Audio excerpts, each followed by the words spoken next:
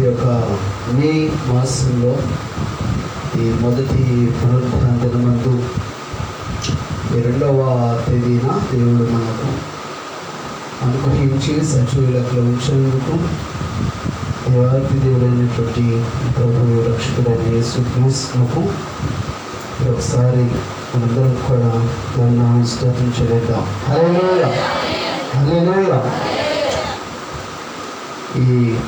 ఈ మాసంలో ఈ మొదటి దినమందు ప్రభుత్వం వారు మనకు అనుగ్రహించబడే రీతిగా లైవ్ ప్రోగ్రామ్స్ అనేవి జరుపుకోవడానికి కొరకు వారు ఇచ్చినటువంటి అనుమతి ప్రకారంగా మనము ప్రతి వారం లైవ్ ప్రోగ్రామ్స్ ఇస్తున్నాం. అది మాత్రమే కాదు, అలా ఎవరైతే లైవ్ ప్రోగ్రామ్ ఇస్తున్నారో వాటిని కంటిన్యూ చేసుకోమని తెలియజేశారు. ఆ విధానాన్ని బట్టి మనం లైవ్ ప్రోగ్రామ్ కంటిన్యూ చేస్తూ ఉన్నాము. ఈ యొక్క దినమందు ప్రత్యేకంగా బైబిల్ గ్రంథంలో చదువుకున్నటువంటి దేవుని యొక్క వాక్య భాగంలో నుండి 1-2 మాటలను మనము ఈ యొక్క దినమందు వాక్యంలో ధ్యానం చేస్తున్నాం. యోహాను శుభవార్త 11వ అధ్యాయం 17వ వచనం నుండి 28వ వచనం వరకు ఉన్నటువంటి వాక్య భాగం మనము ఒకసారి మనం చదివినట్లయితే యోహాను శుభవార్త 11వ అధ్యాయము 17వ వచనం నుండి 28వ వచనం వరకు వాక్య భాగమును ఈ దినమందు మనము ధ్యానం చేసుకోబోతున్నాం. 17వ వచనాన్ని మనం చదువుకున్నాం. యేసు వచ్చి అది వరకే అతడు 4 దినములు సమాధిలో ఉండనని తెలుసుకునేను. చిన్న ప్రార్థన. మమ్మల్ని అతిథిగా ప్రేమించిన మా ప్రియ పరలోక తండ్రి, మీ పరిశుద్ధ నామమును కొంచెం చెల్లిస్తూ ఉన్నాము.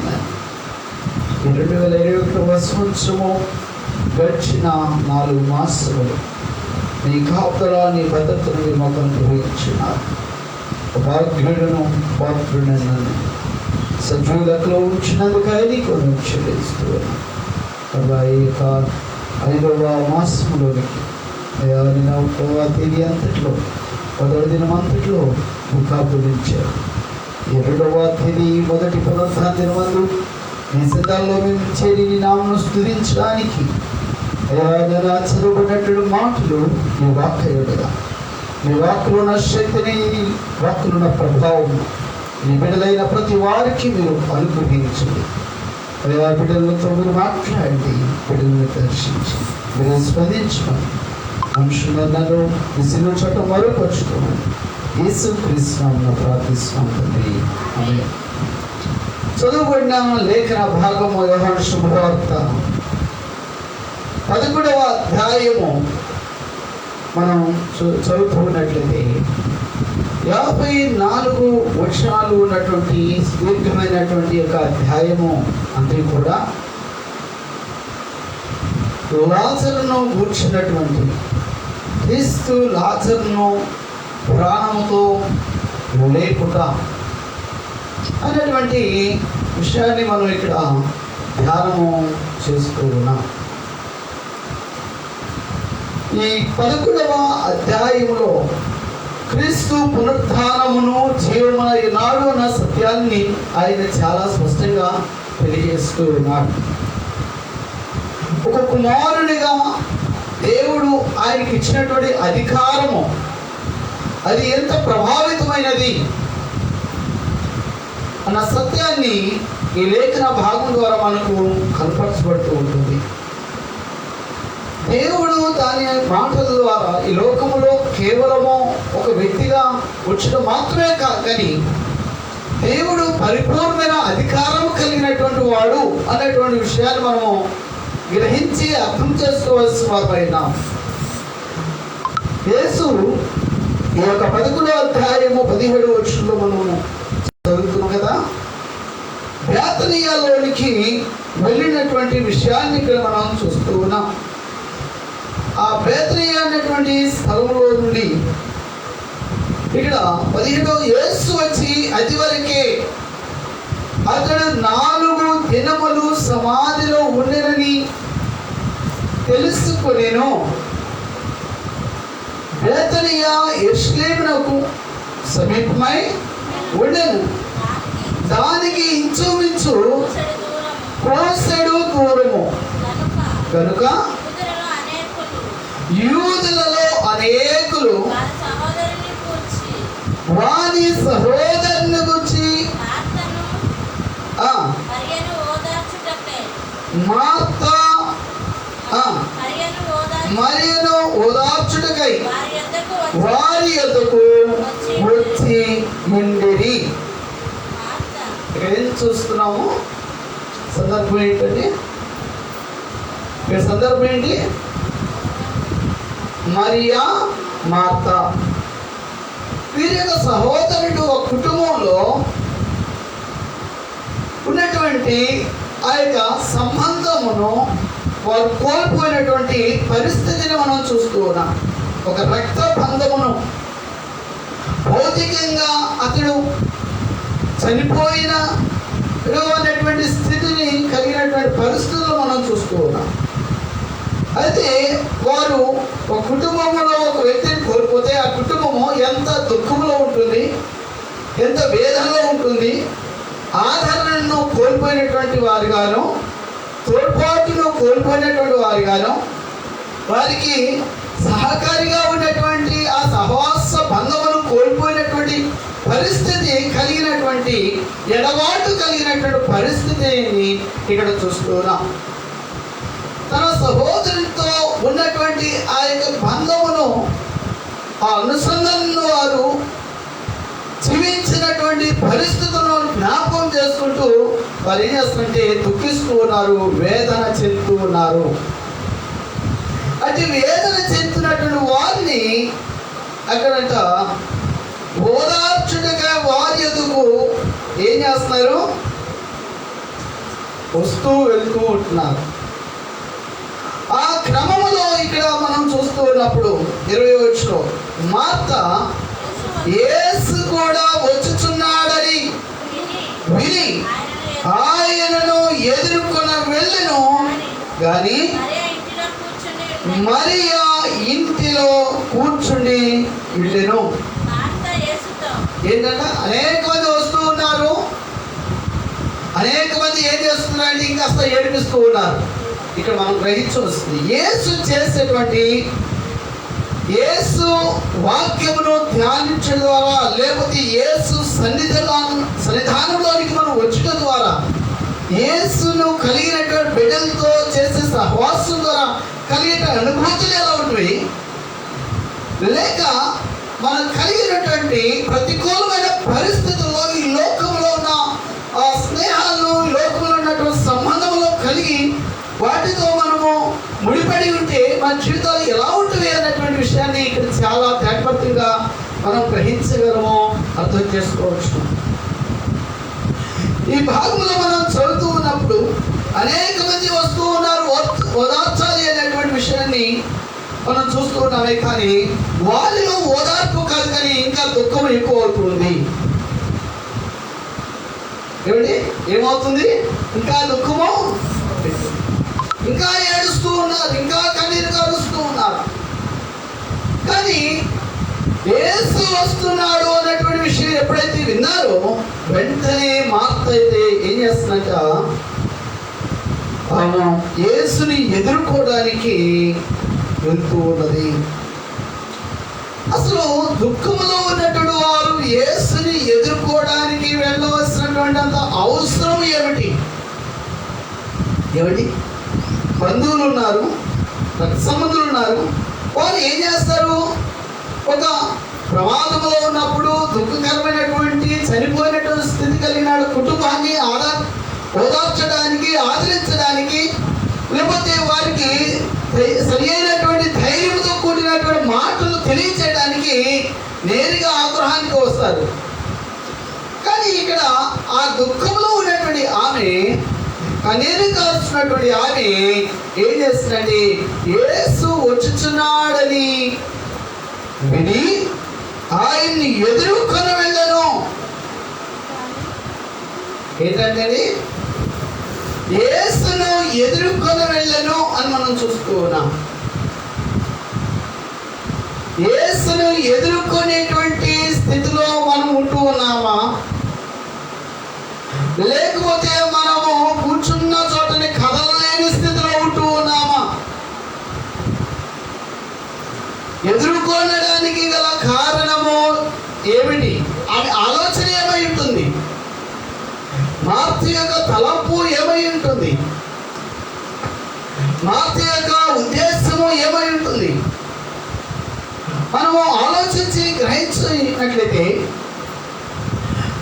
దేవుని యొక్క వాక్యము మనము ధ్యానిస్తున్నటువంటి మనము ఈ మార్త ఎదుర్కోవడానికి గల కారణము యేసు చేసిన ప్రతి కార్యములను ఆమె వినినది కనుక యేసును ఎదుర్కొనేటువంటి విధానంలో యేసుని కలుచుట ద్వారా, యేసుని నేను అతనికి ఎదురయ్యి అతన్ని కలుసుకొని అతనితో సంభాషించడం ద్వారా నాకు ఒక స్థిరమైనటువంటి ధైర్యం అనేది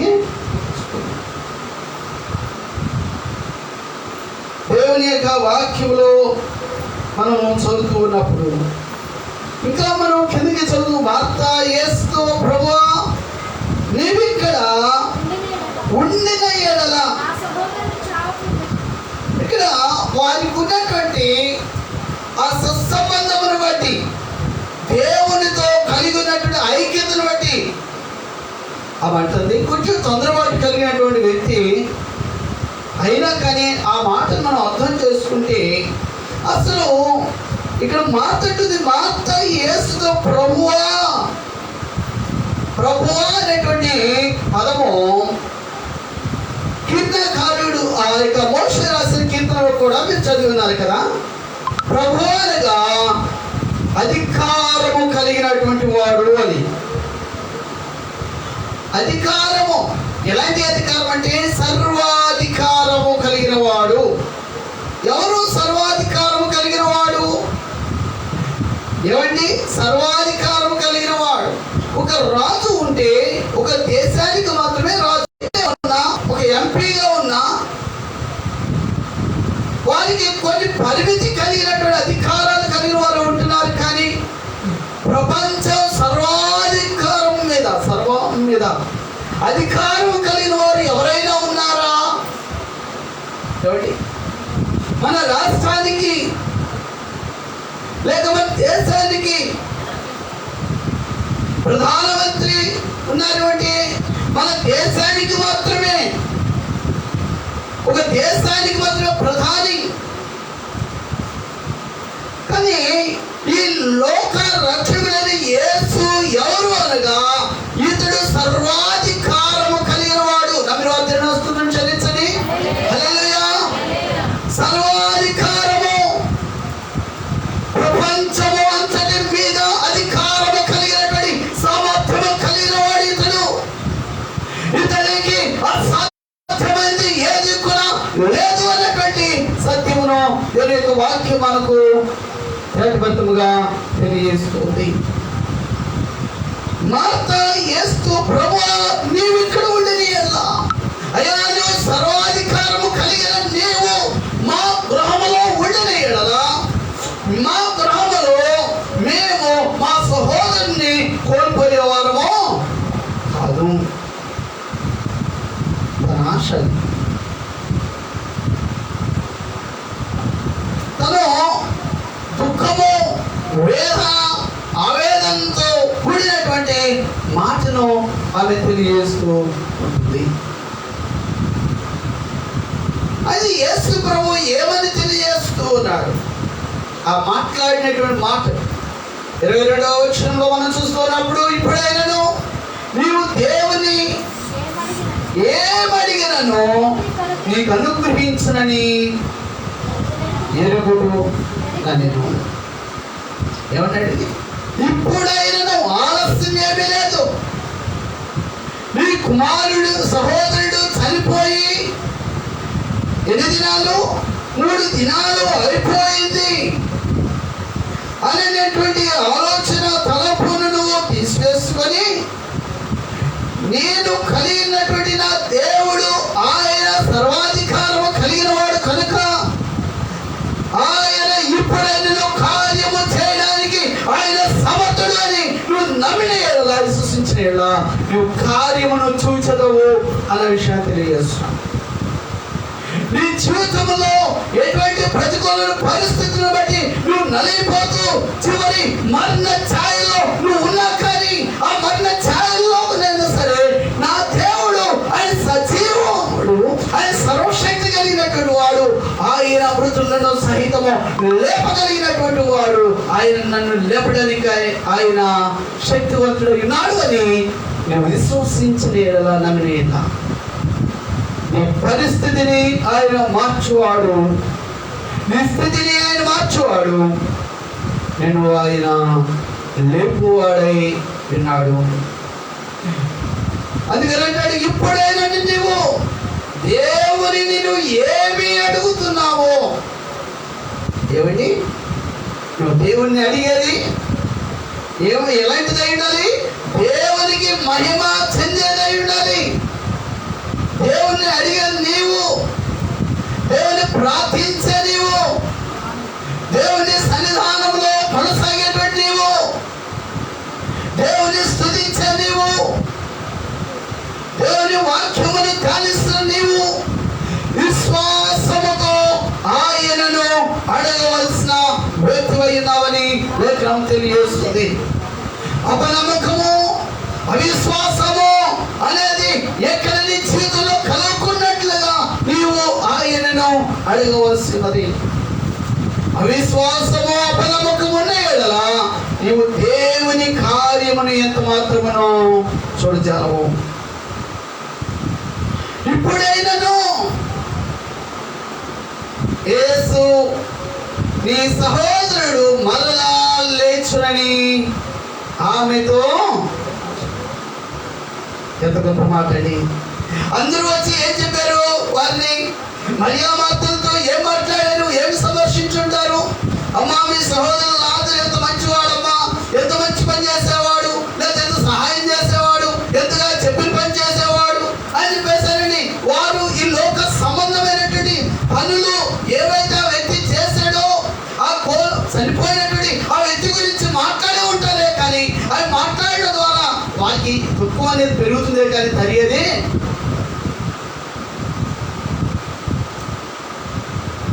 కానీ యేసు మాట్లాడుతున్నటువంటి పరిపూర్ణమైనటువంటి దుఃఖంలో నివారణ కలిగినటువంటి మాటలు ఇక్కడ పరిపూర్ణ ఆదరణ, పరిపూర్ణ సంతోషము, పరిపూర్ణమైనటువంటి ఆ యొక్క జీవితంలో కలిగే పరివర్తనకరమైనటువంటి ఆ గొప్ప పరిమార్పుకరమైనటువంటి మాటను ఇక్కడ మనం గ్రహించుకోవాలి. అమ్మా, ఇదిగో ఇప్పుడైనా నువ్వు అడిగితే నీ సహోదరుడు ఏం చేస్తాడంటే లేస్తాడు. సామాన్యమైనటువంటి మాట అండి. చనిపోయినటువంటి అతను అప్పటికి 8 దినాలు అయింది. యేసు అక్కడికి వచ్చి భాగము మనం ధ్యానిస్తూ ఉన్నప్పుడు 24వ వచనంలో మార్త ఆయనతో అంత్య దినమున పునరుత్థానమును లేచునని ఏమని చెబుతుంది? మార్త ఏమని మాట్లాడుతుంది? యేసు ప్రభు ఏం మాట్లాడుతూ ఉన్నాడు? ఏమిటి మార్త ఏం మాట్లాడుతుంది? ఒక వ్యక్తిగా నీ మాట ఎలా ఉన్నది? యేసు నీతో చెప్పేటటువంటి మాట ఏమై ఉంది? ఆలోచన కలిగి ఉన్నావా? గ్రహింపు కలిగి ఉన్నావా? నీ జీవితంలో దేవుని యొక్క మాటకు, దేవుని యొక్క స్వరంలో ఉన్నటువంటి ఆ యొక్క ప్రాముఖ్యమైనటువంటి శక్తి ఏమిటో గ్రహించగలుగుతున్నావా? ఆయన అంటున్నాడు, ఇప్పుడే నీవు యేసు నామములో, దేవుని యొక్క నామములో ఏమి అడుగుతావో, నువ్వు దేవుని ఏదైతే ప్రార్థిస్తూ ఉంటావో నువ్వు దాన్ని పొందుకుంటావు అని ఆయన అంటే. ఈమెమంటుందమ్మా? ఏమా ఈ మార్తమ్మ ఏమంటుంది? మార్తమ్మ గారు ఏమంటున్నారు? మార్తమ్మ గారు ఏమంటున్నారు? అంతే దినము. ఎక్కడికి వెళ్ళిపోయింది? ఎక్కడికి వెళ్ళింది ఆలోచన? ఎక్కడికి వెళ్ళిందండి? అంతే దినము. ఏమండి, మనం ఇక్కడే ఉంటాం, మన ఆలోచనలు ఎక్కడికో వెళ్ళిపోతుంటాయి. మనం ఎక్కడ ఉంటామో దేవుని వాక్యము వింటున్నటువంటి వారిగానే ఉంటామే, కానీ మన ఆలోచనలు కూడా ఎక్కడికో వెళ్ళిపోతూ ఉంటామే. అందువల్లే మనం దేవుని కార్యం మనం పరిపూర్ణంగా చూడలేనటువంటి అసంపూర్ణంగా మనం మిగిలిపోతూ ఉన్నాం. దేవుని బిడ్డలుగా దేవుని సన్నిధానంలో పరిపూర్ణ కార్యం జీవితంలో చూడాలంటే దేవుని యొక్క వాక్యంలో పరిపూర్ణ స్థితిలో నువ్వు అర్థం చేసుకోవాలి యేసు యొక్క మాటను. ఈ మాట అంటుంది, అయ్యా ఇదిగో అంత్య దినములు అనగా చివరి దినములు, చివరి దినాలు, పునరుత్థానము అనగా సంఘము ఎత్తబడినటువంటి గడియల గురించి మాట్లాడుతుంది. యేసు మాట్లాడేది ఆ సమయము ఆ గడియల గురించి మాట్లాడుతుంటే ఈ మాట్లాడుతుంది అదిగో చివరి దినాల గురించి మాట్లాడుతూ ఉన్నది. 25వ వచనంలో మనం చదువుతూ ఉన్నప్పుడు వెంటనే యేసు ఇలా మాట్లాడుతున్నాడు. అందుకు యేసు, ఇదిగో పునరుత్థానం అనేది అంత్య దినాల్లో కాదు, పునరుత్థానం అనేది ఎప్పుడో కాదు. ఇదిగో నీవు నమ్మినట్లయితే, నువ్వు విశ్వసించినట్లయితే ఎప్పుడో లేస్తాడు అనేది కాదమని చెప్పేది. ఎప్పుడో లేచే దాని గురించి కాదు నేను చెప్పేది. నీకు విశ్వాసం ఉన్నట్లయితే, నీకు నమ్మకం ఉన్నట్లయితే, ఆయన యొక్క మాట పట్టుదల కలిగి నిరీక్షణతో అది కార్యం కొరకు కనిపెట్టి వెంటైనట్లయితే, అందుకు యేసు పునరుత్థానమును జీవమును నేనే, పునరుత్థానమును జీవమును నేనే. పునరుత్థానము, పునరుత్థానం ఎంతమంది కలిగి ఉన్నారు? పునర్జన్మ కలిగినటువంటి అనుభవం ఉంది కదండి. పునర్జన్మ పొందుకున్న వారు ఎంతమంది ఉన్నారు? ఎంతమంది ఉన్నారు ఇక్కడ? పునర్జన్మ అనుభవం కలిగిన వారు, పునర్జన్మ కలిగినటువంటి అనుభవం కలిగిన వారు ఎవరైతే ఉంటున్నారో వారే పునరుత్థానులై ఉంటారు. పునర్జన్మను కలిగి లేకపోతే నూతనమైనటువంటి జీవితము, నూతనమైన విధానము క్రీస్తులో నీవు బ్రతికబడకపోతే, క్రీస్తును లేపబడకపోతే సంఘముగా నీవు ఎత్తబడలేవు అన్న విషయాన్ని ఆయన ఇక్కడ తెలియజేస్తుంది. ఆయన తెలియజేస్తున్నమాట. నేనే ఆ పునరుత్థానపు శక్తి అధికారము కలిగిన వాడు నేనే. ప్రభువుని సంబోధించిందే కానీ ప్రభు అనేటువంటి మాటకు దాని యొక్క ప్రభావమును గుర్చినటువంటి అర్థమును గ్రహించలేనటువంటి వ్యక్తిగా ఉన్నది మార్త. సంభాషించడానికి పలకడానికి మాత్రము చక్కగా పలుకు మాత్రం ప్రభువా అంది, కానీ ఆ ప్రభువా అనేటువంటి మాటకున్నటువంటి ఆ యొక్క పరిపూర్ణమైనటువంటి అర్థమును గ్రహించలేనటువంటి వ్యక్తిగా ఉంది.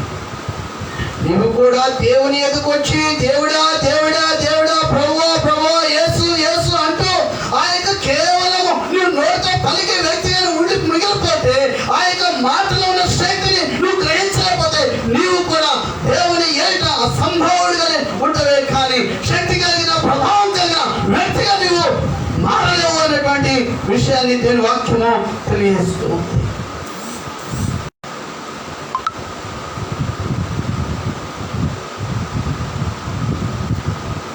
నువ్వు నేను మనము దేవుని యొక్క బిడ్డలుగా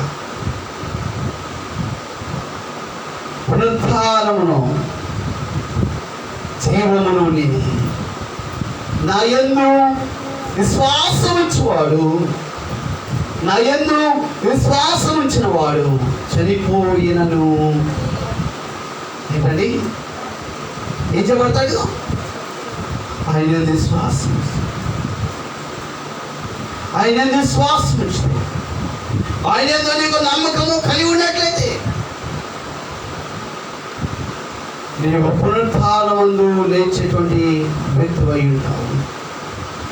ఆయన విశ్వాసం లేదా, ఆయన పరిపూర్ణమైన నమ్మకత్వం అనేది నీలో కలిగి జీవించలే స్థితిలో ఉంటున్నావా?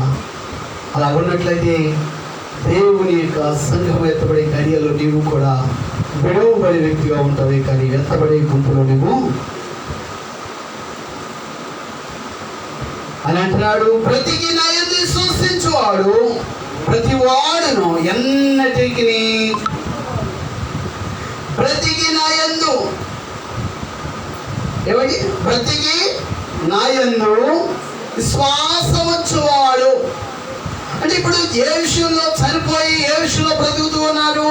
ఎఫెసీయులకు రాసిన పత్రిక మనం చదువుతూ ఉన్నట్లయితే అపోస్తలుడైన పౌలు ఎఫెసీ సంఘముతో ఆయన తెలియజేస్తున్నటువంటి మాటను మనం గ్రహిస్తూ ఉన్నప్పుడు 5వ అధ్యాయంలో మనము చదువుతూ ఉన్నప్పుడు దేవుని యొక్క వాక్యంలో 2వ అధ్యాయం ఎఫెసీయులకు రాసిన పత్రిక 2వ అధ్యాయము మొదటి 2 వచనాలు మనం చదువుతున్నట్లయితే ఆయన తెలియజేస్తున్నాడు, మీ అపరాధముల చేతను పాపముల చేతను మీరు చచ్చిన వారై ఉండగా ఆయన మిమ్మల్ని క్రీస్తు కూడా బ్రతికించెను. దేని స్తుతిని చెల్లిద్దామా? హల్లెలూయా, హల్లెలూయా. మనము ఏమై ఉన్నాము? ఏమండి మనం ఏమై ఉన్నాము? అపరాధులమై ఉన్నాము, పాపులమై ఉన్నాము, అనీతిమంతులమై ఉన్నాము, పరిశుద్ధతను లేనటువంటి స్థితి కలిగిన వారమై ఉన్నాము. అయితే నీతిమంతుడైన యేసు క్రీస్తు ద్వారా ఆయన యందు విశ్వాసం ఉంచడం ద్వారా ఆయన నమ్ముట ద్వారా దేవుని యొక్క వాక్యం మనకు తెలియజేస్తుంది కదా. రోమీయులకు రాసిన పత్రికలో మనం చదువుతూ ఉన్నప్పుడు 10వ అధ్యాయము మనం ఒకసారి ధ్యానించినట్లయితే రోమీయులకు రాసిన పత్రిక అపోస్తలుడైన పౌలు రోమీయులకు రాసిన పత్రిక 10వ అధ్యాయము మొదటి వచనం నుండి మనం ఒకసారి చదివినట్లయితే చదువు. సహోదరులారా, ఇశ్రాయేలు రక్షణ పొందవలెనని నా హృదయాభిలాషయు వారి విషయమై నేను దేవునికి చేయు ప్రార్థనయున్నవి.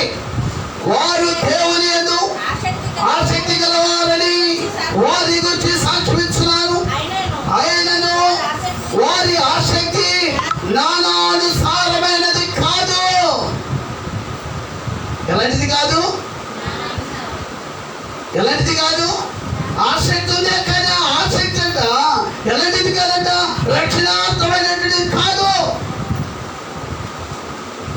పర సంబంధమైనటువంటి దేవుని జ్ఞానంతో నింపబడినటువంటి ఆ స్థితి కలిగిన వారు కాదు. ఎలాగనగా వారు దేవుని నీతిని ఎరుగక తమ స్వనీతిని స్థాపింపకొనుచు దేవుని నీతికి లోబడ. ఇక్కడ మార్పు కూడా ఏం చూపిస్తుందండి? మార్పు యొక్క సంభాషణలో కూడా ఏం చూస్తున్నాం? స్వనీతికరమైనటువంటి అనగా సొంత ఆలోచనలు సొంత తలంపును అక్కడ వ్యక్తపరచడమే కదా మనం చూస్తుంది. అంతేనా? దేవుని యొక్క నీతిని తెలియజేస్తుందా? ఏమండి క్రైస్తవులు అనేటువంటి వారు ఏమని మాట్లాడితే చాలు, ఏమంటే బైబిల్లో వారు పాపం చేయలేదా, వీరు పాపం చేయలేదా, ఎవరు పరిశుద్ధంగా ఉన్నారు, ఎవరు భక్తిపరులుగా ఉన్నారు, ఎవరు నీతిమంతులు ఉన్నారు. వాక్యం అంతా కూడా ఏం చేస్తారండి? వాక్యం అంతా కూడా ఆదికాండం నుండి ప్రకటన గ్రంథం వరకు మాకంతా తెలుసు అంటారు. అంటే వారు ఇప్పుడు ఏ ఆధారం చేసుకున్నారు? రక్షణ అనుభవం లేకుండా నీకు బైబిల్ ఎంత తెలిసినా కానీ నీ స్వనీతి స్వజ్ఞానమే కానీ అది దైవ సంబంధమైన జ్ఞానం అది ఎంత మాత్రం కూడా స్వనీతిని ఆధారము చేసుకునే వ్యక్తిగా నువ్వు ఉన్నట్లయితే దేవుని యొక్క కార్యమును ఎంత మాత్రం కూడా అపరాధకరమైన స్థితిలో ఉంటున్నావు, పాపములో చచ్చిపోయిన స్థితిలోనే ఉంటున్నావు. ఎందుకంటే వాక్యమును చదువుతున్నావు, వాక్యం వింటున్నావు, వాక్యం గురించి తెలుసుకుంటూ ఉన్నావు, కానీ ఆ వాక్యం విశ్వసించలేకపోతూ ఉన్నావు, ఆ వాక్యం అంగీకరించలేకపోతూ ఉన్నావు. వాక్యము తెలియజేసుకోలేదు. 8వ అదేమని చెప్తున్నది? వాక్యము నీ యొద్దను నీ నోటను నీ హృదయంలోనూ ఉన్నది. ఏమండి క్రైస్తవుల్లో ఎక్కడ ఉంటుంది?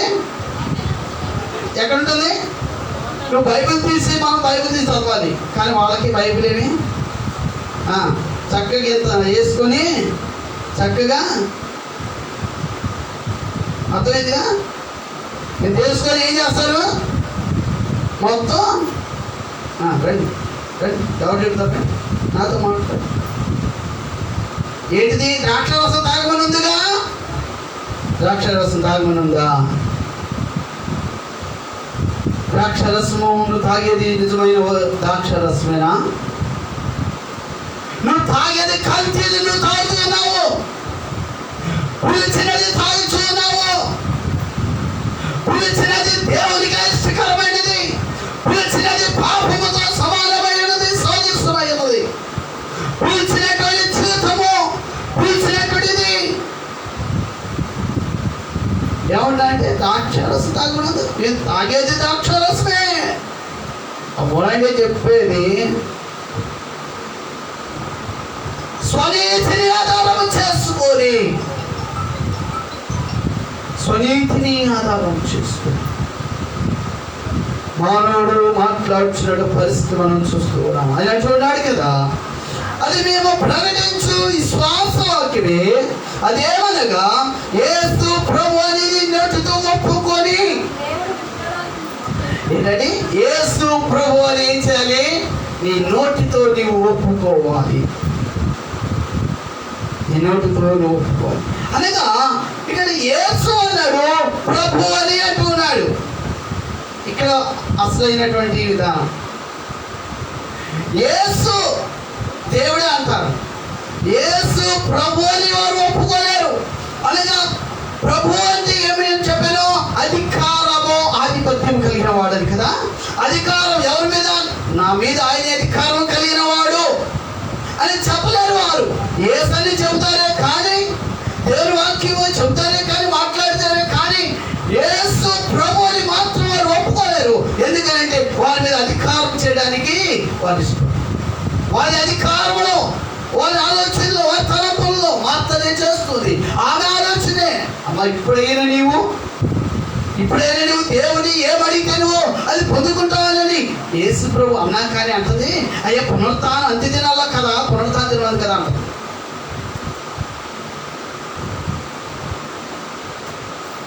ఏం అర్థమవుతుందో వాక్యం?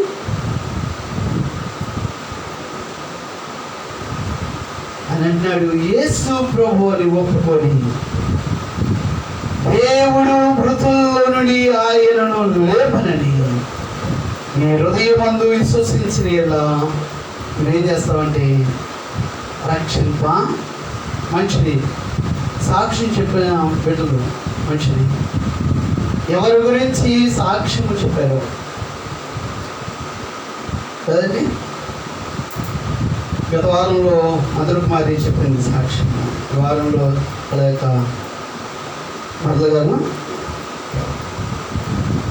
కానీ ఆ వ్యక్తి యొక్క బలహీనత నుండి స్వస్థపడడం మంచిదే. ఆ వ్యక్తి రక్షణ కొరకు ప్రాముఖ్యమైనది ఏమిటి అనగా రక్షణ ప్రాముఖ్యం. ఎప్పుడైనా నువ్వు విశ్వసించిన ఆ వ్యక్తిని రక్షించడానికి అది దేవవాక్యం తెలియజేస్తున్నామాట కాదు. ఇప్పుడైనా దేవుణ్ణి ఏమి అడుగుతున్నావో అది నీకు అనుగ్రహించబడుతున్నది. అలాగే ఒక వ్యక్తికి రక్షణ అనేది అనుగ్రహించబడుతుందని నువ్వు విశ్వసిస్తే నువ్వేం చెప్తావు అంటే, మా ఆయన ఇప్పుడే మారలేండి, మా పిల్లలు ఇప్పుడే మారరండి, వాళ్ళు ఎక్కడ మారేది అని నువ్వే ఏది సర్టిఫికేట్ చేస్తావు. నీ భర్త గురించి, నీ బిడ్డల గురించి నువ్వు సర్టిఫికేట్ చేస్తూ ఉన్నావు. వారు మారరండి, వారు మారు, ఎన్ని చెప్పినా కానీ వారు మారు అని నువ్వు సర్టిఫికేట్ ఇచ్చేటప్పుడు ఇంకా దేవుడు ఏం చేస్తాడు? దేవుడు అంటున్నాడు, అమ్మా వారు మారుతారు, నువ్వు విశ్వసించి నువ్వు ప్రార్థన చేయి. నువ్వు ప్రార్థన చేసి నువ్వు అడిగితే నేను ఇవ్వడానికి, వారు మార్చడానికి నీ సామర్థ్యం కలిగిన వాడిని, సర్వాధికారం కలిగిన వాడిని. వారు మారరు, వారు మానివేయరు, వారికి అలవాట్లు వారు మానివేయలేరు అని నువ్వే చెప్తే ఎక్కడ నీ విశ్వాసము, ఎక్కడ నీ నమ్మకము, ఎక్కడ నీ నిరీక్షణ? ఏమైంది? ఏమైంది? మత్తలాగా నీ స్వబుద్ధిని, నీ సొంత ఆలోచన, సొంత నిర్ణయాల్ని నువ్వు కలిగి ఉంటున్నావా? కలిగి ఉన్నంత కాలము దేవుని కార్యం చూడలేవు. యేసు అంటున్నాడు, నేనే పునరుద్ధానమును జీవమునై తిన్నాను అని. ఆయన ఎదుగు వచ్చినటువంటి నీవు ఆయన పునరుద్ధాన శక్తిని కలిగిన వాడైనా మరణంలో ఉన్న సైతము మరణము సైతము భాష్యంలో ఆయన లేవనెత్తే శక్తి కలిగిన వాడైనాడని, మరణ బంధకాల నుండి ఆయన విడిపించగలిగిన వాడై ఉన్నాడని, పాతాళపు భాష్యములో నుండి ఆయన లేవనెత్తగలిగిన వాడై ఉన్నాడని, శక్తివంతుడైనటువంటి దేవుని నువ్వు కలిగి ఉన్నావని ఆ శక్తి ప్రభావమును నువ్వు విశ్వసించలేకపోతే నమ్మలేకపోతే దేవుని కార్యం ఎలా చూడగలుగుతావు? ఎలా చూడతావు? నువ్వే సర్టిఫికేట్ ఇచ్చేస్తే ఎవరిచ్చారు నీకు? సర్టిఫికేట్ ఇచ్చే అధికారం ఎవరిచ్చారు? నీ భర్త మారడు అనేటువంటి సర్టిఫికేట్ ఇవ్వడానికి అధికారం ఎవరిచ్చారు? ఎవరిచ్చారు? నీ మాటను నీకు నువ్వుగా స్థిరపరచుకుంటున్నావు కనుకనే నువ్వు కార్యం చూడలేని స్థితిలో నా అప్పులు ఇచ్చానండి. ఎప్పుడు తీర్చో ఈ అప్పులు, ఎప్పుడు కొద్దిగా సమస్యలు, ఎప్పుడు కొద్దిగా కష్టాలు, ఎప్పుడు కొద్దిగా శోధనలు, ఎప్పుడు పోతాయో ఎప్పుడు పోతాయో అనేటువంటి అనుకునేటువంటి అవిశ్వాసి. నీ విశ్వాసం ఎక్కడా? దేవుని సంఘంలో కొనసాగుతున్న విశ్వాసి, నీ విశ్వాసము ఏమైనది? నీ నిరీక్షణ ఏమైనది? నీ పట్టుదల ఏమైనది? పట్టుదలములో దృఢత్వమున్నదా? సడలింపు కలిగినటువంటి విశ్వాస విధానాన్ని కలిగి ఉన్నావా? ఎలా ఉన్నావు? ఒకసారి పరీక్షించుకోవాల్సిగా దేవుని దాసుగా దేవుని వాక్యాన్ని బట్టి తెలియజేస్తున్నా. ఈ దేవుని యొక్క వాక్య భాగంలో మనం ధ్యానం చేస్తూ ఉన్నప్పుడు ఆయన అంటూ ఉన్నాడు, ఏమని తెలియజేస్తున్నాడు అనిగా చదువు ఒకసారి మన పాఠ్యభాగము యోహాను శుభవార్త 11వ అధ్యాయంలో మనం చదువుతున్నాము కదా. నా యందు విశ్వాసముంచువాడు చనిపోయిన బ్రతుకును, బ్రతికి నా యందు విశ్వాసముంచువాడు ప్రతి వాడును ఎన్నటికి చనిపోడు. నీవు నీ అపరాధముల చేతను పాపం చేతను చచ్చిన స్థితిలో ఉండి క్రీస్తు బ్రతకపోతే నీకు బ్రతుకనేది లేదు. నీవు నీ అపరాధములతో పాపములతో ఉన్న నీవు క్రీస్తు యేసు చేత నువ్వు బ్రతికినట్లయితే నీకు మరణం అనేది చావు అనేది దేవుని యొక్క వాక్యం మనం చూస్తున్నాం. నా యందు బ్రతికి నా యందు విశ్వాసం ఉంచు ప్రతివాడును ఎన్నటికి చనిపోడు. మరి ఏం చేస్తాం? ఇప్పుడు ఎక్కడ వస్తుందంటే సమస్య కరోనా. అమ్మో చచ్చిపోతున్నారు ఎంతమంది, అమ్మో నాకు వస్తే నేను కూడా చచ్చిపోతానేమని భయం. మరి రక్షించబడిన వారు సైతం భయం ఏంటంటే అమ్మో నేను కూడా చనిపోతాను. అసలు దేవుడికి చదువుతుంది. దేవుడు ఏ వ్యక్తిని ఎలాగో తీసుకోవాలో తీసుకుంటాడు. దానికి నువ్వెవరు అనుమతించుకోకుండా నువ్వు భయపడడానికి, నువ్వు భయపడితే రాకోకుండా ఉండిద్దా? కానీ నువ్వు భయపడితే రాకుండా ఉండిద్దా? రాకుండా ఉండదు. దేవుడు ఆజ్ఞాపిస్తే ఎవరు కూడా దాన్ని ఆపచాలరు. దేవుడు అనుమతిస్తే నీవు ఎలాగో ఏది అనుభవించాలంటే మనం ఏది పొందుకోవాలంటే అది మనం పొందుకుంటామంతే దేవుడి యొక్క ఆజ్ఞ ప్రకారం. అంతేకాని మన ఆలోచనలు మార్చుకోవాలి, మన ఆలోచనలు పెట్టుకొని అమ్మో ఏమైపోతామో అనుకుంటే ఆ యొక్క ఏమైపోతామో మనోవేదంతో చనిపోతాం అంతే. ఏమండి, అసలు రాకోకుండానే మనోవేదంతో ఏమైపోతాము. అందుకని అది భయపడవద్దు. ఏమన్నాడు? పునరుత్థానము అన్న విషయం ఏది చేస్తుంది? మరణములకు చావులకు భయపడవద్దు. ఈ లోకంలో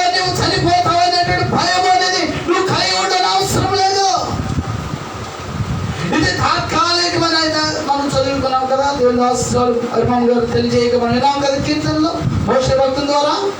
ఈ జీవితము ఎలాంటిది, ఎలాంటిదండి? తాత్కాలికమైనది, తుచ్చనకరమైనది. అది ఏమని వాడతాడు? గట్టిని వాడుతూ ఉంటాడు, గట్టిని. మన జీవితం గడ్డితో పోల్చబడి, ఏమని పూసే పుష్పాన్ని పోల్చబడి, అంతలో కనబడి అంతలో మాయమైపోయి ఆవిరి అంటే నీటి బుడగను పోల్చబడింది. ఇలాంటి జీవితానికి మనం ఏం చేస్తామంటే ఎంతగానో భయపడిపోతూ ఉనికిపోతూ, యేసును కలిగి ఉన్నావా? యేసును కలిగి ఉన్నావా? లోకంలో ఉన్నటువంటి అధికారుల యొక్క ఏవైతే నిబంధనలు తెలియజేస్తున్నారో ఆ నిబంధనలు పాటిస్తూ వాటిని అనుసరిస్తూ దేవుని వాక్యం నందు శ్వాస ఉంచుతూ దేవుని యొక్క నమ్మిక ఉంచుతూ దేవుని యొక్క కొనసాగుతూ ఉన్నట్లయితే దేవుడి నీకు పునరుత్థానపు శక్తిని ఆయన దినదినం మనకు అనుగ్రహించువాడైనాడు. దినదినము తన కృపను కనపరచువాడైనాడు. దేవుని యొక్క లేఖనంలో మనం చూస్తూ ఉన్నాము కదా, ఏమని మనం చదువుతూ ఉన్నాము ఈ విషయాల్లో. ఆయన ఏమని మాట్లాడుతూ ఉన్నాడు. 26వ వచనము, 26 బ్రతికిన యందు శ్వాస ఉంచు ప్రతివాడును ఎన్నటికి చనిపోడు. ఈ మాట ఎవరిని అడుగుతున్నా? 25లో ఉంది, పునరుత్థానం జీవము నేనని, నా యందు శ్వాస ఉంచిన ప్రతివాడును ఏమవుతాడు? చనిపోయినా బ్రతుకుతాడని. 25లో ఉంది. మళ్ళీ 26లో ఏం చేస్తానంటే, అసలు నువ్వు నమ్ముతున్నావా?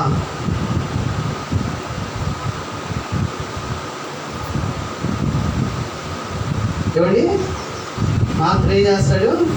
నీవు నమ్ముతున్నావా? ఏంటి నమ్మేది? ఏమిటండి నమ్మేది? అసలే సహోదరుడు చనిపోయి ఉంటే, అసలే దుఃఖంలో ఉంటే, అసలే బాధలో ఉంటే, అసలే వేదనలో ఉంటే నమ్ముతున్నావు అంటే ఎలా ఉంటుంది? ఎందుకని ఆమె ఆలోచన కూడా ఏ ఆలోచన ఏందని తెలియజేస్తుంది వాక్యంలో. మనం ఏం చూస్తున్నాము? ఏంటి? పర సంబంధమైన ఆలోచన, భూ సంబంధమైన ఆలోచన. అది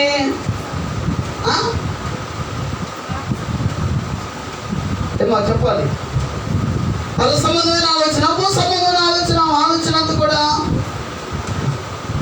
భూ సంబంధమైన ఆలోచన కలిగినటువంటి అవి కదా. భూ సంబంధమైన ఆలోచన కలిగింది కనుక ఆమెలో ఒకంత ఏం కావాలి? ఆమెలో ఏమొచ్చి ఉండేది? దేవుని కొంచెం దీనికి ఎలా చెప్పాడు? కొంచెం కోపము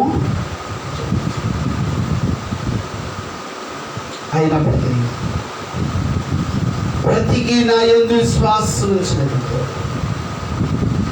బ్రతికే నా యందు శ్వాస ఉంచు ప్రతివాడు ఎన్నటికి నేను చనిపోడు.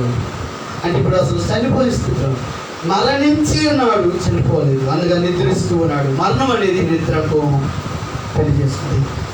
మరణము అనగా మరణిస్తాము అంటే ఇది మట్టిలో నుండి, తుమ్ములో నుండి, తుల్లో నుండి తీయబడింది కనుక అందుకని భూస్థాపన కార్యక్రమప్పుడు కూడా ఏమైనా తెలియస్తారు? ఎన్నికడవలు ఇది మరలా మన్ను అయినది, మట్టికి మట్టిగాను, తుమ్ముకు తుమ్ముగాను, ధూళికి ధూళిగాను ఏం చేస్తుంది? శరీరాన్ని అప్పగిస్తూ ఉన్నాము, ఆత్మను కాదు. మన వాళ్ళకి అలవాట్లేదు లేదు చనిపోయిన వాళ్ళ దగ్గరికి, సమాధుల దగ్గరికి వెళ్తాను, ధైర్యం ఉండదు మన వాళ్ళకి. పల్లెటూరులో అయితే ఇజ్రాయెల్పేటలో వాళ్ళు కూడా వెళ్ళిపోతూ ఉంటారు. ఇజ్రాయెల్పేటలో, శ్రీశైలంలో సమాధులోనే అక్కడికి వాళ్ళు ఎవరు చనిపోయిన కానీ వెళ్తారు, ఆడవాళ్ళతో సహా వెళ్తారు సమాధి కార్యక్రమానికి. మన వాళ్ళు ఒక్కడ ఎవరైనా బయట నుండి ఎవరైనా చూడడానికి వచ్చిన వాళ్ళు, ఒకవేళ ఆశ అయితే బయట నుండి వచ్చిన వాళ్ళు వస్తారు తప్ప మన సమాధుల్లోకి. మన వాళ్ళు మాత్రం పొరపాటున అంత ధైర్యం. ఎందుకంటే అక్కడ ఏముంటాయి?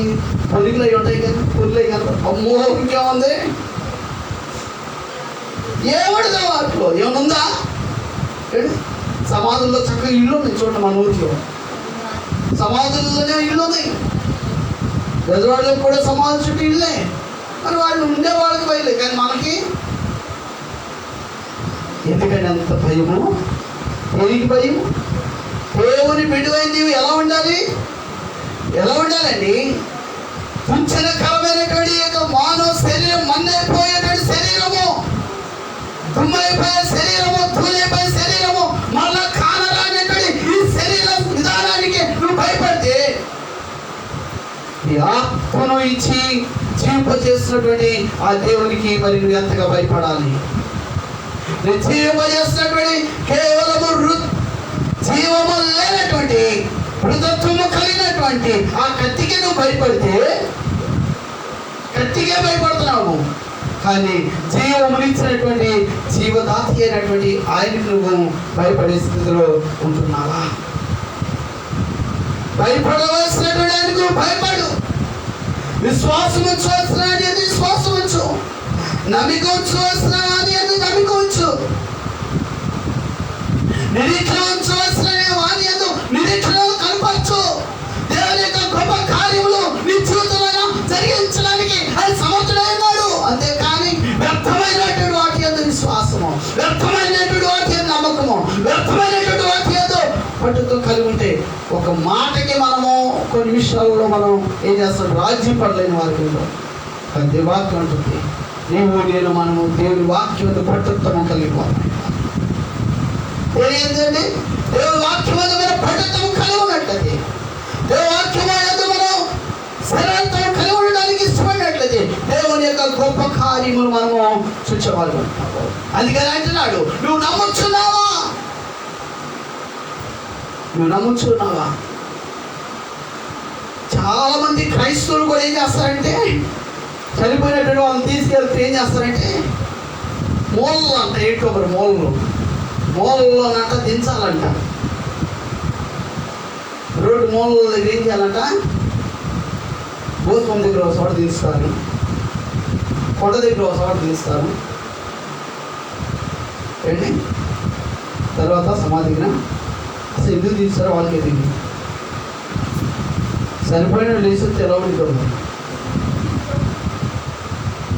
ఇది దత్తారో లేకపోతే బతుకుంటారు.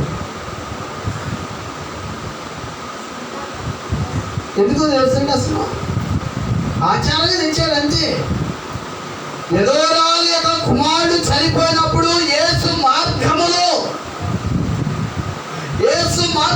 వస్తున్నప్పుడు ఇక కుమారుని తీసుకొని పాడిన తీసుకొని వెళ్తున్నప్పుడు యేసుని చూసి వారు యేసు యొక్క పాడిని ముట్టినప్పుడు ఆ యొక్క దించినప్పుడు ఆ యొక్క కుమారుని బ్రతికించినటువంటి విధానం చూసారా? ఆ యొక్క మాటను యేసు ప్రభు మాట్లాడితే బ్రతికాడు, యేసు ప్రభు తాగితే బ్రతికారు, యేసు మాట ద్వారా బ్రతికాడు. వీళ్ళు కూడా ఏం చేస్తారంటే దించి నానా నానా నానా 3 సార్లు తెలవాలంట. ఎక్కడ వచ్చేది నాన్న వస్తే ఎలా ఉండేది? నువ్వు స్వనీతిని ఆధారం చేసుకొని క్రైస్తవ జీవితము కొనసాగుతూ ఉన్నది. మత్తోలే స్వనీతికరమైనటువంటి జీవితం కలిగి ఉంటే, మత్తోలే విశ్వాసకరమైనటువంటి మాటలను కలిగి ఉంటే, మత్తోలే విశ్వాస సంబంధమైనటువంటి ప్రక్రియను నీ జీవితంలో నీవు పొందుపరుచుకొని ఉన్నట్లయితే దేవుని యొక్క ఉన్నతమైనటువంటి తన చిత్తమును నీ కుటుంబంలో నీ జీవితంలో దాన్ని చూడలేవు. నీ స్వనీతిని కాక, నీ స్వబుద్ధిని కాక, దేవునికి చిత్తము, దేవుని తలంపు, దేవుని ఉద్దేశములు, దేవుని ప్రణాళికలు నీ పట్ల నీ కుటుంబం పట్ల ఏమైనాయో నువ్వు ఎరిగింది గ్రహింపు కలిగి ఆయన ప్రభావము, ఆయన మహిమ ఎంత ఉన్నతమైనదో. యేసు అనగా రక్షకుడు, ప్రభు అనగా సర్వాధికారము కలిగిన వాడు. యేసు అనగా రక్షకుడు, నశించిపోతున్న నిన్ను రక్షించడానికి లోకంలోకి వచ్చిన వాడు. రెండవది సర్వాధికారం కలిగిన వాడు. అన్న అసాధ్యమైనది అంటూ ఏది కూడా లేదు అనేటువంటి విషయాన్ని, సత్యాన్ని ఇక్కడ తెలియజేస్తున్నా. 27వ వచనంలో మనం చూస్తున్నప్పుడు అని ఆమెను అడిగాను. ఆమె అవును ప్రభువా. ఇక్కడ ఇస్తుంది సమాధానం. చివరిగా మన పార్టీ బాగా కూడా ముగింపు కదా వచ్చింది కదండి. ఇక్కడ ఆన్సర్ ఇస్తుంది. అవును ప్రభువా. ఏంటి అవును చెప్పండి, ఏమో ఒకసారి చెప్పండి. ఏమిటి అవును? ఆమె అవును ప్రభువా ఉంది కదా, ఏమిటి అవును చెప్పాలి. ఏం మాట్లాడు?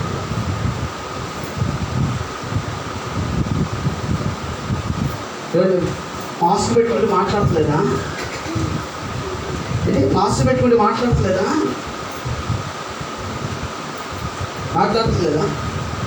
మరి మాట్లాడితే ఆమె అవును ప్రభువా ఉంది కదా, ఏమిటి అవును ప్రభువా అని?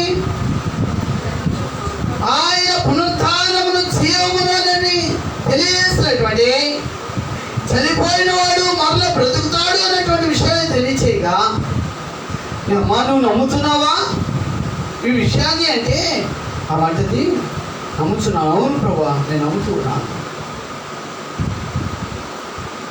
ఉన్నాను. నేను లేపడానికి సర్వశక్తులు కలిగినటువంటి వాటిని నేను.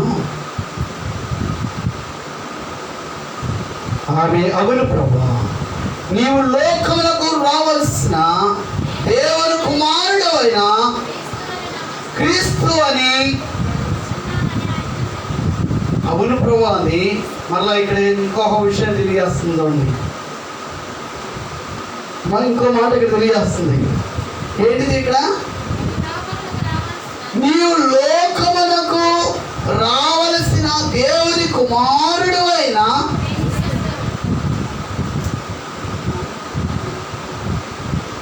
క్రీస్తు అంటే ఏంటి? క్రీస్తు అంటే ఏంటమ్మా? అభిషేక్తుడు. ఇది ఏమని మాట్లాడుతుంది? అభిషేక్తునిగా ఈమె అంటే పాత నిబంధన గ్రంథములో కూడా ఒక ప్రవక్త అభిషిక్తుడైన ఒక మెస్సీయ అనేటుడైన ఒక ఆయన వస్తాడు అనేటువంటి ఒక నిరీక్షణ యూదుల్లో కలిగిన వారైనా, ఒక విశ్వాసమును కలిగిన వారైనా, ఒక ఎదురు చూసేవారైనా. ఇప్పటికి కూడా మన ప్రపంచంలో యూదులైనటువంటి వారు అనేక మంది యేసు క్రీస్తు అని సమాచారం తిరిగి లేచి ఉన్నప్పటికీ ఇంకా మెస్సీయ వస్తాడు అనేటువంటి ఒక ఆలోచన వారు కూడా మొదట మాత్రం ఎలా ఉందో అలాగే వారు కూడా ఎలా ఉన్నారంటే స్వనీతికరమైనటువంటి స్వబుద్ధిని ఆధారం చేసుకుని ఆ జ్ఞానంలోని వారు జీవించువారని అడుగుతున్నాను. ఆయన 2020 సంవత్సరాల క్రితం ఆయన లోకమునకు వచ్చాడు. ఆయన తెలియన్నాడు. మళ్ళీ ఆయన మన మధ్య పరిశుద్ధాత్మనిగా ఆయన మనతో సహవాసము చేస్తున్నాడు. మనలో ఉండి ఆయన తన కార్యమును అంచితమును జరిగిస్తున్నాడు. మనతో ఉంటే ప్రయోజనం లేదు, కానీ మనతో ఉన్నంత వరకు మనం భౌతిక సంబంధమైనటువంటి అపాయాలు, భౌతిక సంబంధమైనటువంటి వాటిని మనం తప్పించబడే క్షేమాలు చూస్తామే, కానీ మనలో ఉంటే మనము ఆధ్యాత్మికమైన నిత్యరాజ్యాన్ని మనం పొందుకునే వారిగా. మనతో మాత్రమే ఉండటం కాదు, కానీ మనం ఆశించవలసింది మనలో కూడా ఉండాలి. ఆ ఆత్మనిబోధాలను కలిగినటువంటి అనుభవం కలిగిన వారు. అలా ఉన్నప్పుడు మాత్రమే దేవుని యొక్క కార్యాన్ని, దేవుని చిత్తమును మనము ధరించేవారమై ఉంటాము. దేవుని యొక్క వాక్యం తెలియజేస్తుంది. క్రీస్తు అని నమ్ముచున్నానని ఆయనతో చెప్పినాం. దేవుని యొక్క వాక్యం మనం తెలియజేస్తుంది. యేసుక్రీస్తు ఆయన మరణము వాస్తవముల నుండి ఎలాగో లాజరును లేపి ఉన్నాడు. పెద్ద భాగములు మనం చదువుతున్నట్లయితే లాజరును ఆయన ఎలాగో లేపి ఉన్నాడు అన్న విషయాన్ని మనం గ్రహిస్తూ ఉంటాము. నేను యొక్క వాక్యాలు మనం చూస్తూ ఉన్నప్పుడు ఆ యొక్క సమాధి ఎదుకు వెళ్ళినట్టుగా మనం చూస్తూ ఉన్నాము. సమాధి ఎదుకు వెళ్ళి ఆ యొక్క రాయి అనేది పొర్లించబడినప్పుడు ఆ రాయిని తొలగించమని చెప్పి ఆ యొక్క తొలగించబడినప్పుడు అనగా రాయిని పక్కకి వేసినాక అని అంటాడు, లాజరు బయటికి, లాజరును యేసు ఆ యొక్క సందర్భమును మనము చదువుతూ ఉన్నప్పుడు ఆ యొక్క లాజరు బ్రతికి బయటికి రావడము మనము చూస్తూ ఉంటాము. ప్రియా దేవుని యొక్క బిడ్డలారా, 39వ వచనం మనం చూస్తాము. యేసు రాయి తీసివేయడని చెప్పగా చనిపోయిన వారిని సహోదరి అయిన మార్త, ప్రభువా అతడు చనిపోయి 4 దినములైనది కనుక ఇప్పటికీ వాసన కొట్టినని మరలా వచ్చేస్తుందండి.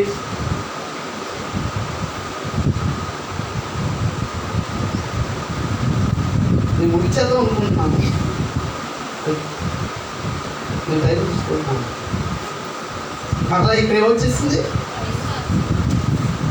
మార్గములో నడుస్తూ యేసుతో సంభాషిస్తూ ఉన్నప్పుడు, యేసుతో ప్రయాణం చేస్తూ ఉన్నప్పుడు, యేసుతో మాట్లాడుతూనే ఆ యొక్క గృహంలోనే ప్రవేశించినంత వరకు కూడా ఎలా ఉంది? అవును ప్రభు, అవును ప్రభు, అవును ప్రభు, నిజమేనయ్యా, నిజమేనయ్యా, నివేనయ్యా అని అంటూ ఉన్నది. కానీ అసలైనటువంటి ఆ స్పాట్ దగ్గరికి వచ్చేసరికల్లా మళ్ళా ఇక్కడ ఏం వ్యక్తపరుస్తుంది?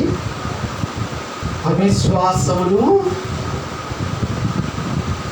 మనం కూడా ప్రార్థన మొదలు పెట్టినప్పుడు బాగానే చేస్తాం కదండి, ప్రార్థన బాగానే చేస్తాం. ప్రార్థన అంతా అయిపోయిన తర్వాత ఏముందమ్మా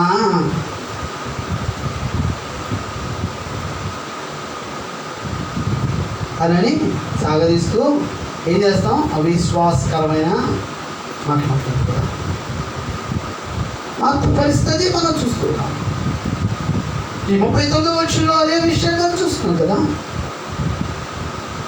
అసలైన స్థలంలోకి వచ్చి అని అంటున్నాడు, అమ్మా ఇదిగో నేను పునరుత్థానం చేయను అన్నప్పుడు, అమ్మా నువ్వు నమ్ముతున్నావు అంటే నమ్ముతున్నావు అంది. అవునయ్యా, నువ్వు క్రీస్తుని కూడా నేను నమ్ముతున్నాను, నువ్వు ప్రత్యేకించబడిన వ్యక్తి అయినావు, దేవుని కుమారుడు, నువ్వు ప్రత్యేకించబడిన వాడు, ప్రభువు అధికారం కలిగిన వాడు అన్న విషయాన్ని నేను నమ్ముతున్నాను అంటూనే యేసు ఆ యొక్క సమాధి ఎదుకు వచ్చి రాయిని తొలగించినప్పుడు తమ విశ్వాసకరమైన జీవితాన్ని మళ్ళీ వ్యక్తపరుస్తుంది.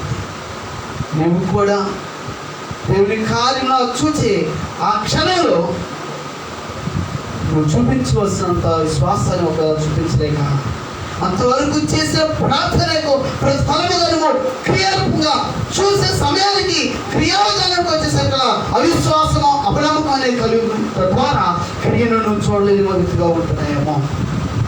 అందువల్ల ఒకవేళ నువ్వు ఎన్ని సంవత్సరాల నుండి అనుకుంటున్నా, ఆశిస్తున్నా కానీ నువ్వు పొందగలబోతున్నాయేమో. వాక్యం అంటుంది, ఎప్పుడైనా ఆ విశ్వాసం, ఆ అపనమ్మకం నువ్వు జీవితం నుండి తొలగించుకుంటుంది. 39వ వచనంలో మనం చదువుతూ ఉన్నటువంటి ఈ 39వ వచనంలో యేసు రాయి తీసివేయడని చెప్పగా చనిపోయిన వారిని సహోదరి అయిన మార్త, ప్రభువా అతడు చనిపోయి 4 దినములైనది కనుక ఏమని? సర్వాధికారం కలిగిన వానికి తెలీదా అసలు అతను ఎప్పుడు చనిపోయాడు, ఏ గడియలో చనిపోయాడు, ఏ నిమిషంలో చనిపోయాడు తెలీదా? సర్వాధికారం కలిగిన వానికి తెలిసిందా లేదా? వ్యక్తిగా అయితే తెలియదు, కానీ ఈయన సర్వశక్తి కలిగినటువంటి వాడు, సర్వాధికారం కలిగిన వాడు కదా. ఇతడు ఆది సంభూతులైనటువంటి వాడు కనుక ఇతడు సమస్తమును ఎరిగిన వాడైనాడు. ఈయనకి మరిగేది ఏదీ లేదు. కానీ ఇక్కడ పలుకున్నటువంటి పలుకు ఆ మాట్లాడుచున్నాను, అతడు చనిపోయి 4 దినములైనది కనుక ఇప్పటికీ వాసన కొట్టునని ఆయనతో చెప్పాను. అందుకు యేసు నీవు నమ్మిన యెడల మరలాంటున్నాడు, ఓ అవిశ్వాసి, ఓ అపనమ్మకస్తురాలా, ఇప్పుడైనా నమ్ముతావా? నువ్వు విశ్వసిస్తావా? ఇప్పుడైనా నువ్వు విశ్వసిస్తే నువ్వేం చేస్తావంటే ఏమని తెలియజేస్తున్నాడు అక్కడ? ఆ విషయం చదువు. అందుకు యేసు నీవు నమ్మిన యెడల ఏం చూస్తావు అన్నాడు? ఏం చూస్తావు అన్నాడు? దేవుని మహిమను చూస్తావు. అవిశ్వాసంతో ఉంటే, అపనమ్మకంతో ఉంటే దేవుని యొక్క మహిమను, దేవుని క్రియను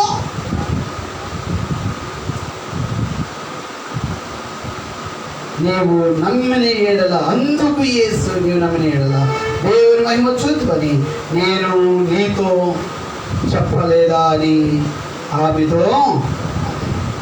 అంతగా వారు రాయి తీసివేసి యేసు కన్నులు పైకెత్తి, తండ్రి నీవు మనవి వినినందున నీకు కృతజ్ఞతాస్తుతులు చెల్లించున్నానని, నీవు ఎల్లప్పుడూ నా మనవి వింటున్నావని నేను ఎరుగుతును, కానీ నీవు నన్ను పంపితివని చుట్టూ నిలిచిన జన సమూహము నమ్మునట్లు వారి నిమిత్తమై.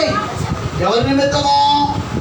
ఆయన పునరుత్థానుడైన యేసు అని ఎవరు నమ్మాలి? ఎవరు సూచించాలి? సర్వాధికారము కలిగిన వాడు, అనగా మరణము సైతము జయము కలిగిన వాడు, మరణం మీద అధికారము కలిగిన వాడు, ప్రాణం పోయిన వ్యక్తిగత జీవితంలో మళ్ళీ ప్రాణమును ఇవ్వగలిగినటువంటి శక్తిమంతుడు యేసు అని నమ్మునట్లుగా ఈ కార్యమును జరిగించు అని ఆయన ప్రార్థించారు. అలా ప్రార్థించి 43 అంటాడు, ఆయన అలాగ చెప్పి లాజరు బయటికి రమ్మని బిగ్గరగా చెప్పగా చనిపోయిన వాడు. ఏంటండి, ఈ పిలిస్తే లెక్కిస్తారా? ఈ పిలిస్తే లెక్తారా? ఏమండి, 3 చోట్ల దించాలంట, 3 చోట్ల 3 సార్లు పిలవాలంట.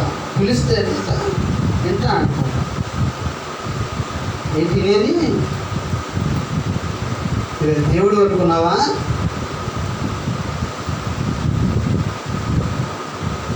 దేవుడి వాక్యం తెలియజేస్తుంది. అన్యాచారమైనటువంటి, సుబుద్ధికరమైనటువంటి, మానవుడి కల్పితమైనటువంటి ఆలోచనలు, తలంపులు నువ్వు నెరవేర్చేటటువంటి ఊరు వెళ్తున్నారనుకోండి, ఏమండి ఏం చేయాలి? భార్య ఎదురు రావాలి, లేకపోతే భార్య వెళ్తుంటే బిడ్డలు ఎదురు రావాలి, లేదా తల్లిదండ్రులు ఎదురు రావాలి. అమ్మగారులు కూడా చేస్తున్నారండి అలాగే. మన ఈ మధ్య చూసి వాళ్ళ పిల్లలు వెళ్తుంటే అమ్మగారు ఇలా వెళ్ళి ఇలా వచ్చి, అయ్యా ఏంటంట ఇట్లా వెళ్తే వెళ్తామండి, ఇలా చుట్టూ ఇలా వచ్చి అలా ప్రార్థన చేయాలా? ఏంటి అయ్యి? ఏంటండి అది? ఏంటది? స్వబుద్ధి కాదా? స్వబుద్ధికరమైనటువంటి విధానం కదా? నీ స్వబుద్ధిని ఆధారం చేసుకుంటూ దేవుని నువ్వు అడ్డుపెట్టే వ్యక్తిగా ఉన్నట్లయితే దేవుని యొక్క పరిపూర్ణ కార్యం ఎంత మాత్రమో. నా మాటలు కష్టమా? ఏంటి నా మాట్లాడి వాక్యం తెలియజేస్తుంది. నువ్వైనా నేనైనా ఎవరమైనా సరే దీనిలో బోధించే బోధకులని, విని విశ్వాసులని ఎటువంటి వ్యత్యాసము దేవుని వేయటం లేదు. అందరూ సమానులే. దేవుని వాక్యము ఏమిట? పరిశుద్ధ గ్రంథము ఏమిట? బోధిస్తున్న ఇంకా నాకే 2 అంతల తీర్పు ఉంటుంది. నేను ఏదైతే చేయదని చెబుతూ ఉన్నానో, ఏ ఆచారము చేయదంటున్నానో, ఏ సాంప్రదాయం చేయదంటున్నానో అదే సాంప్రదాయం నేను చేస్తాను అనుకోండి, నాకు చెయ్యొద్దు అని మీకు చెప్పినందుకు, చేసినందుకు, నేను చేసినందుకు 2 తీర్పులు నాకు ఉంటుంది. నేను చేయబోతే చెయ్యడం, ఒకవేళ నేను చెప్పలేదనుకోండి, చెప్పబోయిన తీర్పే. ఆయుష్లో కూడా నువ్వు ఎందుకు చెప్పలేదు అని, అది కూడా. అందుకని మొహమాటం లేకుండా చెప్తాను నేను మాత్రం. ఎక్కడికి వెళ్ళినా కానీ వాళ్ళు ఏమన్నా అనుకోండి, తర్వాత విషయం. వాళ్ళు ఏమన్నా, వాళ్ళు బాధపడతారా, వాళ్ళు ఒకవేళ తిట్టుకుంటారా, ఏమనుకుంటారు అని అన్నది నాకు అనవసరం. దేవుని వాక్యం, లోక సంబంధమైన ఏవైనా ఆచారాలు, ఏవైనా సాంప్రదాయ పద్ధతులు ఏవైనా ఉన్నట్లయితే ఎటువంటి మొహమాటమే ఉండదు. దేవుని వాక్యం తెలియజేస్తుంది. మొహమాటం లేని వారిగా ఉండాలి. అలా నేను తెలియజేసుకుంటాను. బాధ కలిగితే కొంతకాలం బాధ కలిగింది. తర్వాత వారు సత్యం ఎరిగిన తర్వాత వారికి అర్థమైంది, అయ్యో నిజమే కదా, నేను దాసు చెప్పింది అని. తర్వాత వారు ఇలా మనం చేసేమే అని వారు తప్పులు గ్రహించి వారు ఉంటారు. ఈ యొక్క ఉదయకాల సమయంలో దేవుని యొక్క వాక్యమైనటువంటి ఈ దినమందు మన యొక్క అంశము అది పునరుత్థానము. క్రీస్తునందు నువ్వు విశ్వాసం ఉంచినట్లయితే నువ్వు పునరుత్థాన శక్తిని కలిగిన వ్యక్తివై ఉంటావు. పునరుత్థాన శక్తి లేకపోతే నువ్వు చేసే భక్తికి విలువ అనేది లేదు. పునరుత్థానిక మహిమను కలిగి లేకపోతే నువ్వు చేసే ఆరాధనకు దానికి ఏమి లేదు అంటే శక్తి అనేది. ఆరాధనకు తగినటువంటి ఆ యోగ్యతను, ఆ ఘనతను, ఆ మహిమను, ఆ ప్రభావమును, ఆ ఔన్నత్యమును నువ్వు అనుభవించలేనటువంటి అసంభవాలుగా ఉంటావే. కానీ ఆ శక్తిని, ఆ ప్రభావం పొందుకున్నటువంటి బలము కలిగినటువంటి యోధుడిగా ఉండలేవు. ఆయన కోరేది ఏంటంటే ఆత్మస్వరూపి అయినటువంటి పరిశుద్ధాత్మ దేవుడు పునరుత్థానక శక్తిని, ప్రభావం కలిగి ఆ మహిమను పొందుకొని శక్తివంతురాలుగా ఉండాలి అనేది ఆయన ఉద్దేశమైంది. అదే యొక్క ఉదయకాల సమయంలో ఈ వాక్యం యొక్క సారాంశమై ఉంటుంది.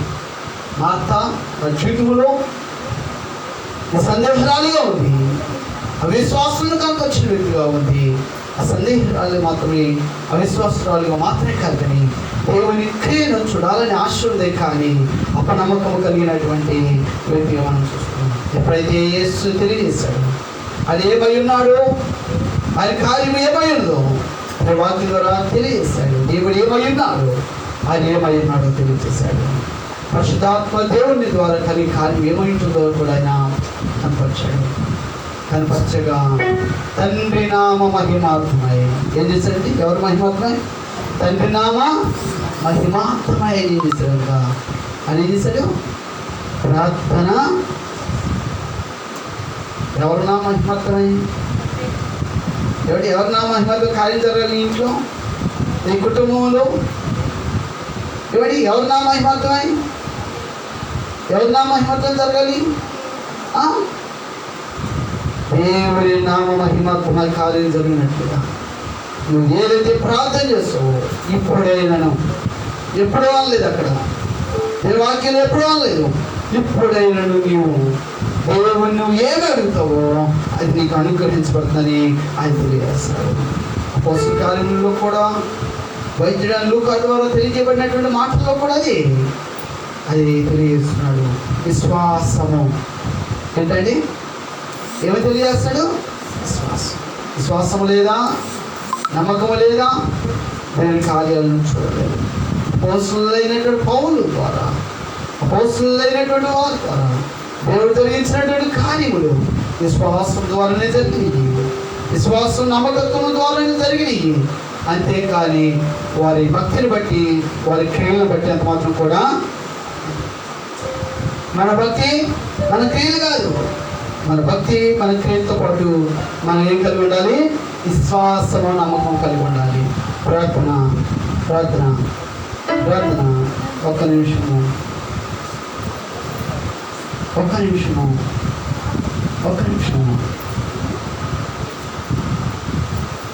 మొదటి పునరుత్థాన మందు నేను వాక్యం తెలియదు, నువ్వు నమ్ముచున్నావా? నువ్వు అడిగేటువంటి దేవుడిని ఎదుర్కొచ్చి నువ్వు ఎదుర్కొనడం మంచిదే. దేవుని సన్నిధానంలో ముందుగా కొనసాగడం మంచిది. దేవుని సన్నిధానంలో ముందుగా రావడం మంచిది. దేవుని సన్నిధానంలో ముందుగా వచ్చి ఆయన ఆస్వాదించడం మంచిదే. దేవుని క్రియను చూడగలుగుతున్నావా? దేవుని క్రియను చూసే విశ్వాసము కలిగి ఉన్నావా? దేవుని క్రియను చూసే నమ్మకమును కలిగి ఉన్నావా? దేవుని క్రియను చూసేటువంటి పద్ధతులను కలిగినటువంటి వ్యక్తిగా విశ్వాసంగా నీవు ఉంటున్నావా? లేక ప్రార్థన చేస్తానే అంటూ సరిపెట్టుకుంటూ సమాధానం చూడలేని స్థితిలో ఉంటున్నావా?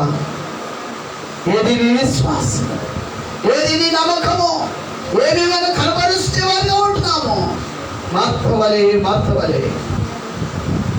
క్రియ చేసే సమయానికి అప్పటి వరకు ప్రార్థన చేసి అప్పటి వరకు నమ్ముతున్నానని చెప్తూనే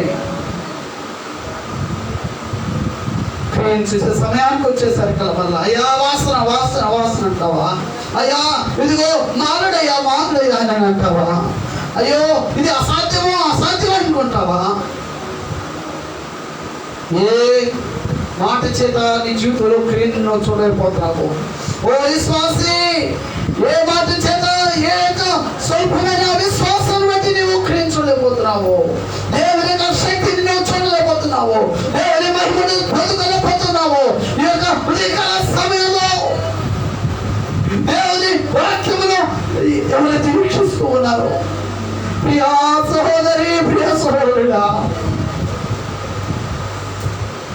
దేవుని కార్యమును చూసి బిడ్డగా నువ్వు నేను ఉండాలని ఇష్టపడుతున్నాను.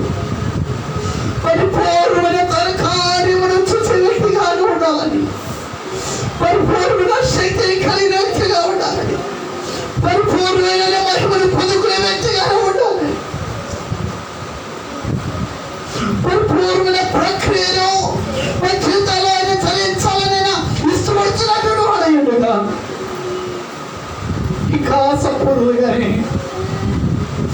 అసంపూర్ణమైన ఆలోచనలు, అసంపూర్ణమైన తలంపులు, అసంపూర్ణమైన ఉద్దేశములు,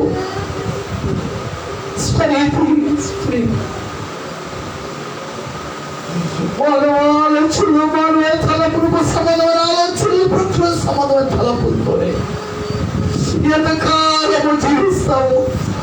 రక్షించబడి కూడా దేవుని శక్తిని పొందుకోలేని వ్యక్తిగా ఎంతకాలం ఉంటాము? ఎంతకాలం జీవిస్తావమ్మా? ఎంతకాలం అలా జీవిస్తావు? ఇప్పుడు లేనిదను, ఇప్పుడేనను ఆయన రక్షించడానికి ఆయన హస్తము కూర్చు కాలేదని వాక్యం వినలేకున్నట్లు చెవుల మందము కాలేదని వాక్యం తెలియజేస్తున్నాను. ఇదిగో ఇదే మీకు అనుకూలమైన సమయము, ఇదే రక్షణ దినమని వాక్యము తెలియజేస్తున్నది. ఇప్పుడైనా దేవుని సన్నిధానంలో, ఇప్పుడైనా నీవు నా స్థలంలోనే నీవు దాన్ని నీవు నీ హృదయ మనస్పూర్వకముగా దేవుని ప్రార్థించి, దేవుని నీ పట్ల, నీ చుట్టు పట్ల, నీ కుటుంబం పట్ల, నీ వ్యక్తిగతం పట్ల దేవుడు ఏ కార్యమును జరిగించాలని నువ్వు ఆశ కలిగి ఉన్నావు, దేవి పొందుకోవాలని నువ్వు కృష్ణ కలిగి ఉన్నావు. ఇప్పుడైనా నువ్వు ఆయన ప్రార్థించి ఆయన జరిగించడానికి ఆయన శక్తి, ఆయన సామర్థ్యం కలిగిన వాడు. ఆయనకు సాధ్యమైంది ఏది లేదు అనుకుంటున్నావా? అయ్యో నా జీవితం రోధకరమైంది, అయ్యో నా జీవితం అవసరకరమైంది, అయ్యో నేను పనికి బాగానే, అయ్యో పదే పడిపోసిన వ్యక్తులయ్యానే, జారిపోయిన వ్యక్తులయ్యున్నానే, నిలవని స్థితిలో ఉన్నానే, కూలిపోయే స్థితిలో ఉన్నానే, తొట్టిపోయిన స్థితిలో ఉన్నానే, అయోగ్యమైన స్థితిలో నేను ఉన్నానే అని నువ్వు అనుకుంటూ నువ్వు ఏ స్థితిలో ఉన్నావు?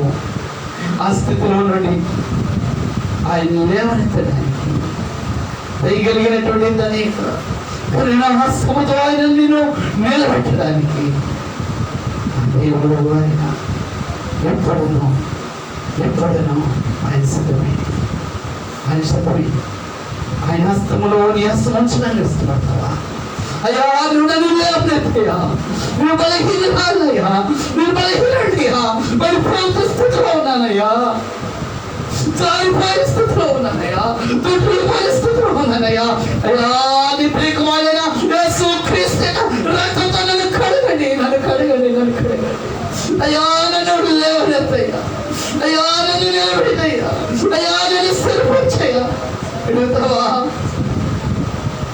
అయోగ్యముగా ఎవరినో ఆయన పాత్రలో చేయవచ్చడానికి ఎవరు చేయడము ఆయన చిత్తము కాదు. అయోగ్యంగా ఆయన యొక్క పాత్రలో చేయడం ఆయనకి ఇష్టము కాదు. యోగ్యులుగా అనగా దిద్దుబాటు కలిగిన వారి, ఒప్పుకోని జీవితం కలిగిన వారి, సరి చేసుకునేటువంటి వారి, విధేయతను కనపరచువారి, క్షమ క్షమాపణ జీవితము కలిగిన వారై, పశ్చాత్తాపము కలిగిన వారై దేవుని సంఘంలో పశ్చాత్తాపడతారు. గడిచిన దినాల్లో, గడిచిన మాసాల్లో ఎక్కడ తొలగిపోయామో, ఎక్కడ తప్పిపోయామో, ఎక్కడ జారిపోయామో, ఎక్కడ పట్టుకుపోయామో, దేవుని శక్తిని, దేవుని మహిమను, ప్రభావమును కోల్పోయినామో ఏ స్థితిలో దేవుని సంఘంలో ఉండిపోయి, అయ్యా నన్ను లేవనెత్తండి, అయ్యా నన్ను లేవనెత్తండి, అయ్యా నన్ను సరిపుచ్చండి, అయ్యా నన్ను నిలబెట్టండి. అయ్యా నేను పడిపోయే స్థితిలో ఉన్నానయ్యా. నువ్వు ఏ స్థితిలో పడిపోయావు, ఏ స్థితిలో చాలిపోయావు, ఏ సంఘంలో ఒప్పుకుంటావా? ఒప్పుకోవడానికి, విడిచిపెట్టడానికి, ఆయనతో సహవాసం చేయడానికి విడిచిపెట్టి దేవుని మహిమను చూస్తావు, దేవుని మహిమను చూస్తావు, దేవుని ప్రత్యక్షతను, దేవుని పరిశుద్ధాత్మక నిపుణులను, దేవుని శక్తిని, దేవుని ప్రభావంలో, దేవుని ఔన్నత్యములో నువ్వు చూడగలిగినటువంటి శక్తి మంత్రులుగా, శక్తి మంత్రులుగా ఆయన చేయడానికి ఆయన ఇష్టపడతాడు. ఇప్పుడే ఇప్పుడే ఎప్పుడో కాదు, ఎప్పటికో కాదు, ఎప్పటికో కాదు.